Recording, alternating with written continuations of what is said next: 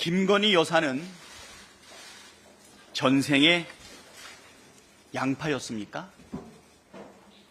까도 끝없이 나오는 양파 껍질처럼 김 여사를 둘러싼 의혹들이 줄줄이 터져나오는 것을 꼬집는 네티즌들의 풍자입니다. 김건희 여사를 둘러싼 의혹들이 정말 끝이 없습니다. 체코 언론은 자국을 방문한 한국 대통령 부인의 주가 조작과 탈세, 논문 표절 의혹을 다루면서 김 여사를 사기꾼에 비유하기까지 했습니다. 정말 나라 망신도 이런 망신이 없습니다. 매번 순방 때마다 이런 일이 벌어지다 보니 부끄러워하는 것도 지칩니다. 외국 언론의 직격에도 불구하고 국민 분노가 들끓음에도 불구하고 윤석열 대통령과 김건희 여사는 여전히 사과 한마디 없습니다. 국민을 이렇게까지 무시하는 오만한 권력은 민주화 이후 처음 아닙니까? 어제는 김건희 여사가 도이치모터스 주가 조작 공범인 이종호 전 블랙펄 인베스트먼트 대표와 검찰 수사가 본격화되던 2020년 9월부터 10월 사이 40여 차례나 연락을 주고받은 사실이 드러났습니다. 김건희 여사의 공천 개입 의혹을 둘러싼 폭로도 계속되고 있습니다.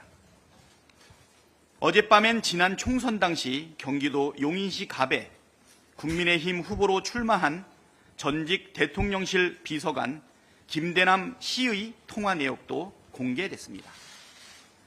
김대남 씨는 김건희 여사가 이혼모 전 비서관 공천을 위해 당시 국민의힘 공천관리위원이었던 이철규 의원을 수족으로 삼아 공천에 개입하고 있다고 주장했습니다. 김영선 전 의원의 컷오프 사실을 김건희 여사가 전화해서 알려줬다고 말하는 명태균 씨와의 통화 내용도 공개됐습니다. 김영선 전 국민의힘 의원이 명태균 씨에게 22년 보궐선거 당시 당선 직후 6,300만 원을 건넸다는 보도도 나왔습니다.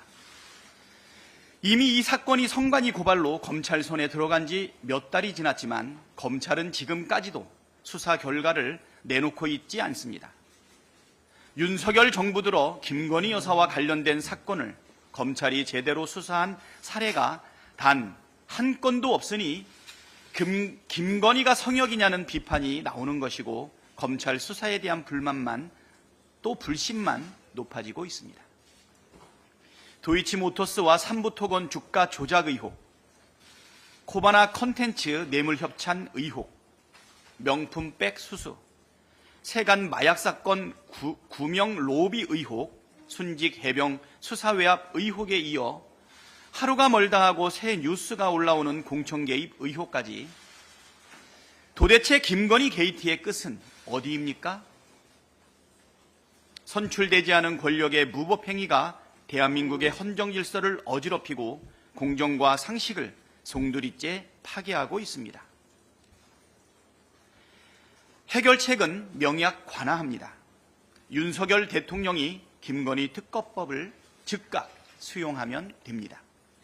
특검을 자초한 것은 검찰과 대통령 그리고 김건희 여사 본인입니다. 윤석열 대통령이 민심을 무시하고 또다시 거부권이란 칼을 휘두른다면 그 칼에 대통령 자신도 베일 것이라는 점을 엄중 경고합니다.